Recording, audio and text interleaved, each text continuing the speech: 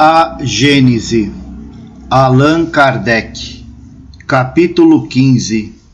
Os milagres do Evangelho. Os possessos. Vieram em seguida a Cafarnaum, e Jesus, entrando primeiramente no dia de sábado, na sinagoga, os instruiu.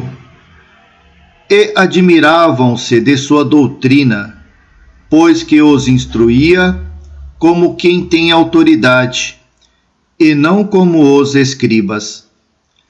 Ora, encontrava-se na sinagoga um homem, possuído por um espírito impuro, que gritava dizendo: Que há entre vós e nós, Jesus de Nazaré? Viestes para nos perder? Sei quem vós sois. Vós sois o Santo de Deus.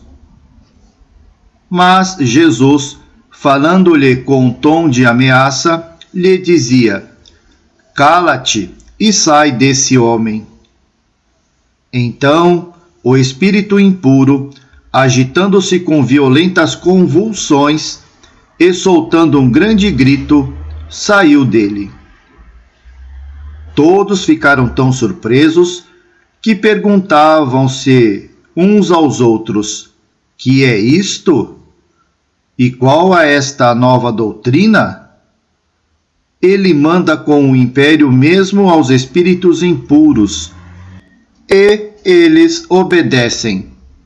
Abre parênteses, São Marcos, capítulo 1, versículos de 21 a 27, fecha parênteses.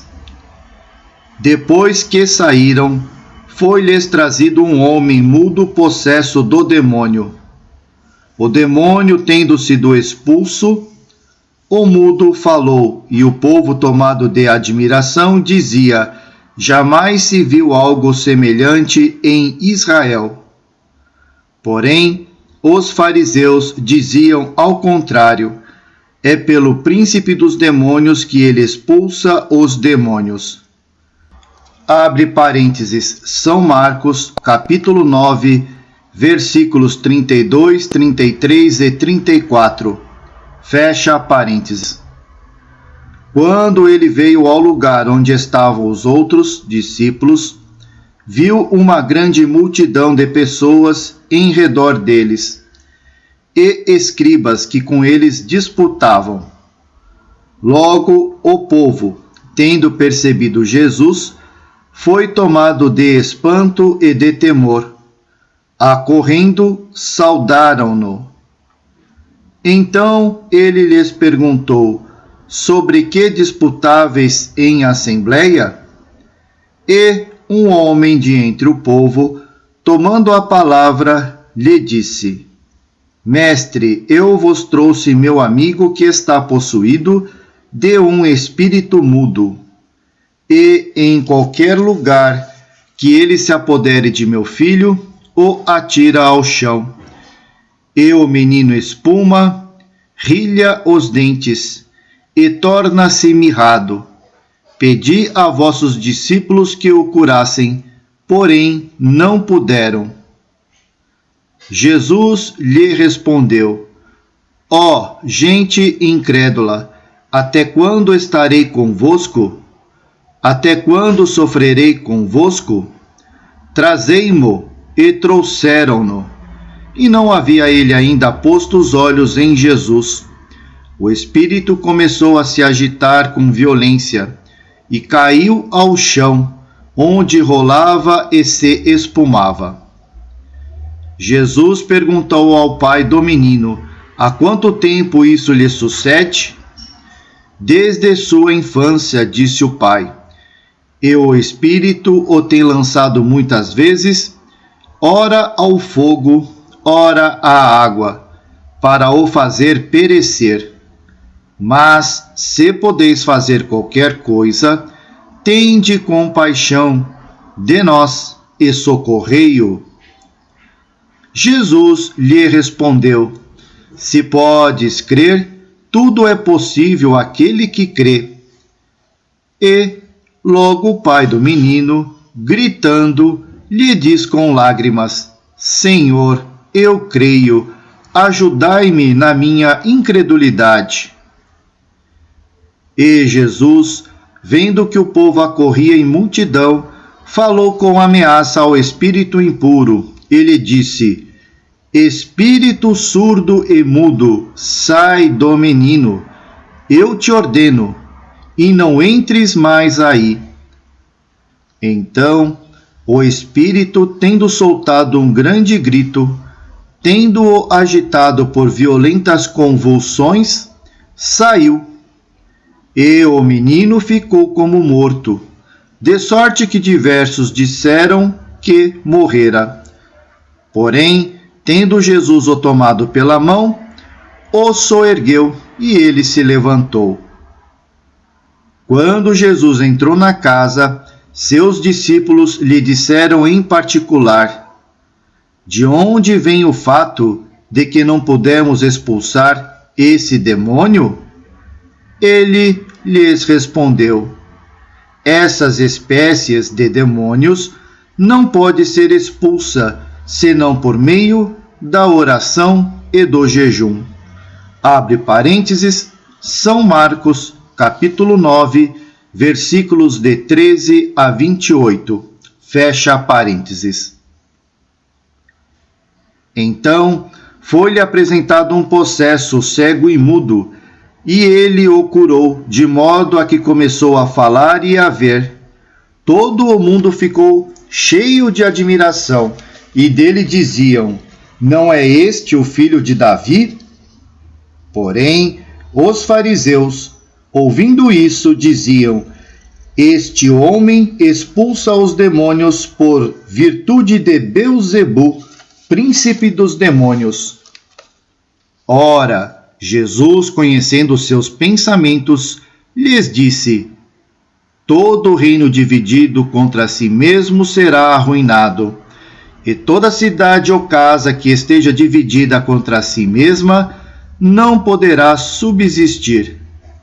Se Satanás expulsa Satanás, é dividido contra si mesmo. Como, pois, seu reino subsistirá? E, se é por Beelzebu que expulso os demônios, por quem vossos filhos os expulsam? É por isso que eles mesmos serão vossos juízes. Se expulso os demônios pelo Espírito de Deus, o reino de Deus chegou a vós. Abre parênteses, São Mateus, capítulo 12, versículos 22 a 28. Fecha parênteses. Com as curas, as libertações de possessos figuram entre os mais numerosos atos de Jesus. Entre os fatos desta natureza, alguns há como este que é relatado acima, no qual a possessão não é evidente. É provável que naquela época, como ainda sucede em nossos dias, se atribuísse à influência dos demônios todas as moléstias cuja causa fosse desconhecida, principalmente a mudez, a epilepsia e a catalepsia. Porém, há casos em que a ação dos maus espíritos não é duvidosa. Há casos que têm analogia tão chocante com alguns dos quais somos testemunhas, que reconhecemos todos os sintomas de tal gênero de afecção. A prova da participação de uma inteligência oculta, em casos idênticos, brota de um fato material. São as numerosas curas radicais obtidas em alguns centros espíritas unicamente pela evocação e moralização de espíritos obsessores, sem magnetização nem medicação, e frequentemente estando o paciente ausente e à distância. A imensa superioridade do Cristo dava-lhe tal autoridade sobre os espíritos imperfeitos, então chamados demônios, que lhe bastava recomendar que se retirassem, para que eles não pudessem resistir a tal injunção. O fato de serem alguns maus espíritos enviados aos corpos de porcos é contrário a toda probabilidade. Aliás, seria dificilmente explicável a presença de um rebanho tão numeroso de porcos num país onde esse animal era tido como horror e sem utilidade para a alimentação. Um espírito mau não deixa de ser um espírito humano, ainda bastante imperfeito, para praticar o mal após a morte, tal como o fazia antes. É contra as leis da natureza que ele possa animar o corpo de um animal. Devemos, pois, reconhecer neste pretenso fato uma dessas amplificações comuns nos tempos de ignorância e superstição, ou talvez uma alegoria para caracterizar as inclinações imundas de certos espíritos. Os obsedados e os possessos parecem ter sido muito numerosos na Judéia, no tempo de Jesus, o que lhe dava oportunidade para curar a muitos. Os maus espíritos tinham, sem dúvida, feito invasão nesse país e causado uma epidemia de possessões. Mesmo não sendo no estado epidêmico, as obsessões individuais são extremamente frequentes e apresentam-se sob aspectos muito variados, facilmente reconhecíveis por um conhecimento aprofundado do espiritismo. Muitas vezes, elas podem ter consequências danosas à saúde, seja agravando afecções orgânicas, seja causando-as. Incontestavelmente, elas serão um dia classificadas entre as causas patológicas que exigem, por sua natureza especial, meios curativos especiais. O Espiritismo, fazendo conhecer a causa do mal, abre um novo caminho à arte de curar e fornece à ciência o meio de ser bem-sucedida onde ela só faz malograr, muitas vezes por não atacar a causa primária do mal. Abre parênteses, o Livro dos Médiuns, capítulo 23, fecha parênteses. Jesus era acusado pelos fariseus de expulsar os demônios usando outros demônios. O bem que fazia, segundo eles, era obra de Satanás, sem refletir que seria insensato o ato de Satanás expulsar a si mesmo. É notável que os fariseus daquele tempo pretendessem que toda a faculdade transcendente, e por este motivo considerada sobrenatural, era obra do demônio, pois que, segundo eles, Jesus mesmo recebia dele tal poder. É um ponto de semelhança com a época atual, e esta doutrina ainda é aquela que a Igreja procura fazer prevalecer hoje contra as manifestações espíritas. Abre parênteses, nota. Nem todos os teólogos estão de acordo com as opiniões tão absolutas sobre a doutrina demoníaca. Vede a de um eclesiástico, de quem o clero não poderá contestar o valor. Encontra-se a seguinte passagem nas conferências acerca da religião de Monsenhor Frei Sinous, bispo de Hermópolis, volume 2, página 41, Paris, 1825. Abre aspas. Se Jesus houvesse operado seus milagres pela virtude do demônio, o demônio teria, pois, trabalhado para destruir seu império, e teria empregado seu poder contra si mesmo. Certamente um demônio que procurasse destruir o reino do vício para estabelecer o da virtude seria um estranho demônio.